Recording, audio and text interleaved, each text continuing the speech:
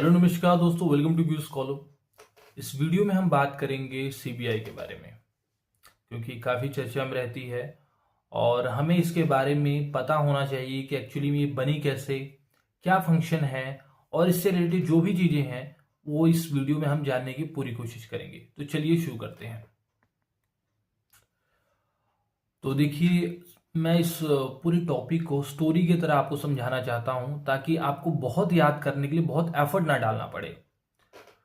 तो आप देखिए, 1941 में चलते हैं आज़ादी से पहले। 1941 में बनती है दिल्ली स्पेशल पुलिस एस्टैब्लिशमेंट। क्यों बनती है भाई? देखिए, वर्ल्ड वॉर टू चल रहा था, भारत भी उसका हिस्सा बना, अंग्रेजों ने बना दिया। तो क्योंकि वॉर टाइम पे करप्शन बहुत होता है। अगर 10 की गोली है जो बंदूक में यूज की जाती है, अगर उसको 50 का बेचा जा रहा है तो डेफिनेटली यहाँ पे करप्शन तो हो ही रहा है। और ऐसे मैटर में करप्शन को रोकने के लिए ये दिल्ली स्पेशल पुलिस एस्टैब्लिशमेंट बनी और 1946 में Delhi special police establishment act आया जो इसको पावर देता है। तो ये दिल्ली स्पेशल पुलिस एस्टैब्लिशमेंट है, ये वॉर टाइम में करप्शन रोकने के लिए बना था। ठीक है, अब आ जाइए आजादी के बाद। संथनम कमेटी बनती है 1962 में और इसको बनाने के पीछे पर्पस यही था इस कमेटी का को कि आप बताइए कि करप्शन को कैसे कंट्रोल किया जाए। और इसी कमेटी के रिकमेंडेशन पे होम मिनिस्ट्री के रेजोल्यूशन पे बनता है सीबीआई। और वो सीबीआई कुछ और नहीं, यही दिल्ली स्पेशल पुलिस एस्टैब्लिशमेंट का नाम चेंज करके सीबीआई रख दिया गया और ऐसे कुछ फंक्शंस को बढ़ा दिए गए।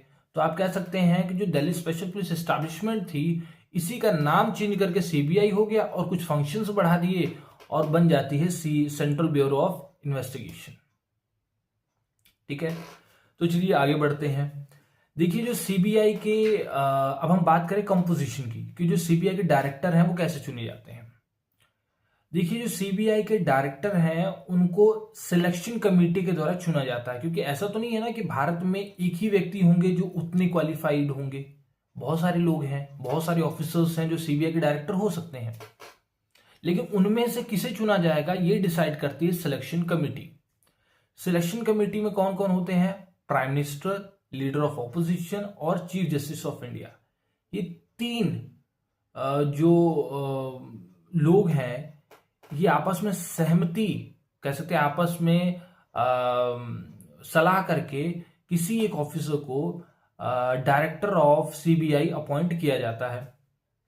ठीक है, और जो एक ऑफिसर है उनका टर्म होता है 2 साल के लिए। मतलब जिस व्यक्ति को उस पद के लिए चुना गया है वो 2 साल तक उस पद पे रह सकते हैं और 3 बार उसको बढ़ाया जा सकता है 1-1 साल के लिए। मतलब एक बार चुना गया व्यक्ति जो पद के लिए, वो 2 साल तो वैसे भी रहेंगे और 1-1 साल करके 3 बार और उनके टर्म को एक्सटेंड किया जा सकता है। ठीक है, तो टोटली मैक्सिमम टू मैक्सिमम 5 साल के लिए एक व्यक्ति सीबीआई के डायरेक्टर के पोस्ट पे रह सकते हैं। और ये भी जो एक्सटेंशन भी हो रहा है ना 1-1 साल का, वो भी यही सिलेक्शन कमेटी के रिकमेंडेशन पे ही होगा। तो चलिए अब हम बात करते हैं कि सीबीआई के मेन फंक्शंस क्या हैं, कैसे ये काम करती है। तो देखिए, जो पहला फंक्शन है कि जो सेंट्रल गवर्नमेंट में जितने भी इंप्लॉइज हैं, अगर वो करप्शन कर रहे हैं तो वो सीबीआई के अंडर आते हैं। सीबीआई वहां पे इन्वेस्टिगेशन कर सकती है, चाहे वो ग्रुप ए हो, बी हो, सी हो, डी हो, कुछ भी हो, कोई भी क्लास हो। अगर वहां पे करप्शन हो रहा है तो सीबीआई वहां पे जांच कर सकती है। दूसरा, जैसे कस्टम्स हो गए, इंपोर्ट एक्सपोर्ट हो गया, ऐसे मैटर्स में अगर सीबीआई को करप्शन की जांच करनी है तो यहां पे भी कर सकती है। लेकिन यहां पे ये है कि अगर, क्योंकि कस्टम्स है तो कस्टम्स के लिए अलग डिपार्टमेंट भारत में बने हुए हैं, तो अगर सीबीआई खुद चाहती है कि वहां पे वो इन्वेस्टिगेट करे तो वो उस अथॉरिटी से कंसल्ट करके ये करेगी। या फिर अगर वो अथॉरिटी चाहती है कि सीबीआई यहां पे इन्वेस्टिगेशन करे तो रिक्वेस्ट पे करेगी। मतलब अगर यहां पे कस्टम्स और इंपोर्ट एक्सपोर्ट वाला मैटर है और वहां पे सीबीआई ने इन्वेस्टिगेशन करना है, तो जो इमीडिएट अथॉरिटी है, जो मेन अथॉरिटी उन चीजों को देखती है, उनसे सलाह किया जाता है सीबीआई के द्वारा। तीसरी फंक्शन की बात की जाए तो आप देखते होंगे कि न्यूज में भी कि बहुत सारे जब क्रिमिनल केसेस होते हैं तो वहां पे डिमांड की जाती है कि सीबीआई से जांच कराई जाए। ठीक है, तो अगर स्टेट गवर्नमेंट रिक्वेस्ट कर रही है या फिर हाई कोर्ट्स डायरेक्ट कर रहे हैं, हाई कोर्ट या सुप्रीम कोर्ट कह रही है कि भैया इस मैटर को सीबीआई जांच करे, ठीक है, तो उस मैटर को भी सीबीआई जांच करती है। अगर कोई मैटर है जो कह सकते हैं कि बहुत बहुत बड़ा मैटर हो गया, ठीक है, तो वहां पे भी सीबीआई जांच कर सकती है। मान लीजिए अगर कोई मैटर है जो बहुत ज्यादा न्यूज में है, बहुत बड़े लेवल का क्राइम हो गया, तो वहां पे भी सीबीआई जांच कर सकती है। और अगला इसका फंक्शन आप कह सकते हैं कि जो क्राइम से रिलेटेड डेटा है उसको ये कलेक्ट करके कह सकते हैं कि जनता में डिसेमिनेट करती हैं। कहने मतलब कि जितने क्राइम हुआ उसका डेटा ये कलेक्ट कर रहे हैं, डेटा को एक पास एक साथ में रखा और उससे रिगार्डिंग डेटा को फिर एक रिपोर्ट के तौर पे ये हर साल पब्लिश करते हैं। तो ये मेन फंक्शन हो गए सीबीआई के। अब देखिए पहले क्या था सिस्टम कि जो जॉइंट सेक्रेटरी हैं उस लेवल के या फिर जॉइंट सेक्रेटरी से ऊपर कोई भी ऑफिसर हैं, उनके खिलाफ अगर प्रीलिमिनरी अगर इन्वेस्टिगेशन भी अगर करना है तो गवर्नमेंट के अप्रूवल की आवश्यकता होती थी। मतलब अगर आप शुरुआती आप इन्वेस्टिगेशन भी करना चाहते हैं, सीबीआई करना चाहती है किसी बड़े अधिकारी के खिलाफ, तो वहां पे भी सरकार की परमिशन की आवश्यकता होती थी। लेकिन 2014 में माननीय सुप्रीम कोर्ट के ऑर्डर के बाद अब ये हो गया है कि ये शुरुआती जो प्रिलिमिनरी इन्वेस्टिगेशन होता है वहां पे सीबीआई को किसी से परमिशन लेने की आवश्यकता नहीं है। अब आप यहाँ पे कॉन्सेप्ट समझ लीजिए क्योंकि बहुत कंफ्यूजन है यहाँ पे। देखिए क्या है कि अगर कोई अधिकारी हैं और उन पे अगर किसी प्रकार के आरोप लग रहे हैं तो प्रीलिमिनरी इन्वेस्टिगेशन का मतलब ये होता है कि यहाँ पे जो एजेंसी है, मान लीजिए सीबीआई है, तो शुरुआत में चेक करेगी जितने भी एविडेंस सामने आ रहे हैं, जितने भी गवाह हैं, जो भी सामने आ रहा है, डेटा आ रहा है, वहां पे चेक करेगी कि हाँ सच में जो आरोप लग रहे हैं वो सही है कि नहीं है।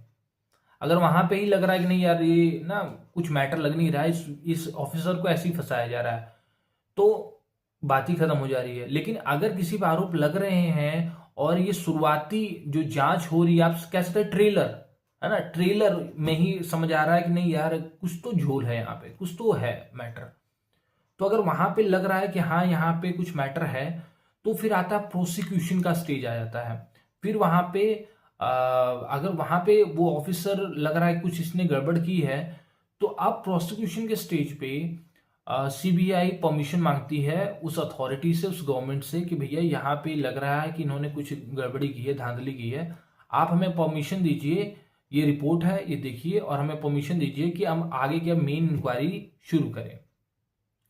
तो जो मेन इंक्वायरी है वो अभी भी वहां पे गवर्नमेंट की परमिशन चाहिए, लेकिन जो शुरुआती इंक्वायरी होती है वहां पे पहले जो था सिस्टम की जॉइंट सेक्रेटरी या उससे ऊपर के लेवल के अधिकारियों की खिलाफ अगर इन्वेस्टिगेशन करनी है तो वहां भी सरकार के अप्रूवल की आवश्यकता होती थी, लेकिन अब वो नहीं है।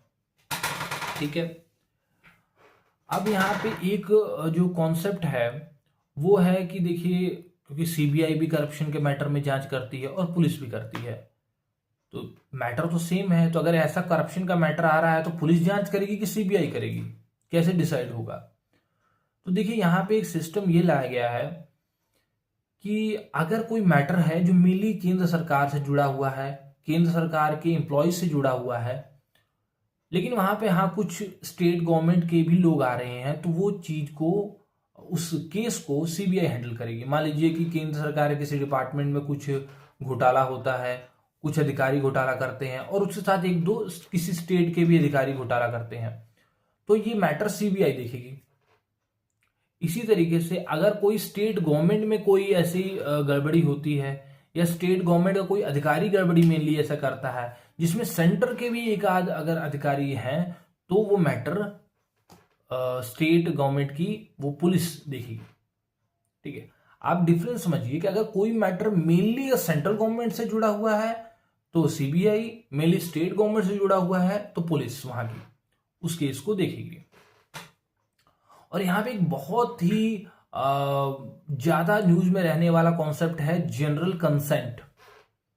देखिए, जब सीबीआई बना तो शुरू में लगभग सभी स्टेट्स ने ये कंसेंट दिया हुआ था। एक सेकेंड। तो स्टार्टिंग में सभी स्टेट्स ने कंसेंट दिया हुआ था कि आप आइए और ऐसा कोई मैटर है तो हमारे स्टेट में आप जांच कर सकते हैं, ठीक है। लेकिन बाद में आप देखने को मिला कि वेस्ट बंगाल में ये जनरल कंसेंट है वो वापस ले लिया गया, रिवोक कर दिया गया। इसका मतलब क्या है? देखिए, जनरल कंसेंट का मतलब है कि सीबीआई है वो अगर कोई भी मैटर हो रहा है तो उस मैटर में बिना किसी परमिशन के उस स्टेट में जाके जांच कर सकती है, इन्वेस्टिगेशन कर सकती है। और अगर कोई स्टेट जनरल कंसेंट को रद्द कर दे रहा है तो अगर इंडिविजुअल केस है कोई, उसमें जांच करनी है तो हर केस के लिए स्टेट गवर्नमेंट से परमिशन लेनी पड़ेगी। ये जनरल कंसेंट का मैटर है।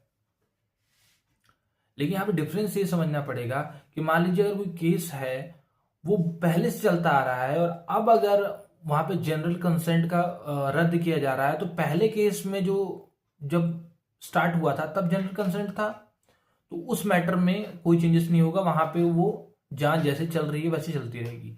ये फ्रेश जो केसेस हैं जो अभी नहीं आए हैं वहां पे अगर जांच करनी होगी स्टेट गवर्नमेंट को, सॉरी सीबीआई को, तो वहां पे परमिशन लेनी पड़ेगी स्टेट गवर्नमेंट से। और दूसरा आपको ये समझना होगा, मान लीजिए मध्य प्रदेश है, एमपी, वहां पे वहां की जो स्टेट की गवर्नमेंट है उन्होंने जनरल कंसेंट दिया हुआ है और मेनली ये जो मैटर है ये मध्य प्रदेश से ही जुड़ा हुआ है, ठीक है। लेकिन जब इन्वेस्टिगेशन होती है तो पता चलता है कि भाई वेस्ट बंगाल का या किसी और स्टेट का भी कोई व्यक्ति है जो इसमें संलिप्त है, कोई ऑफिसर है ना।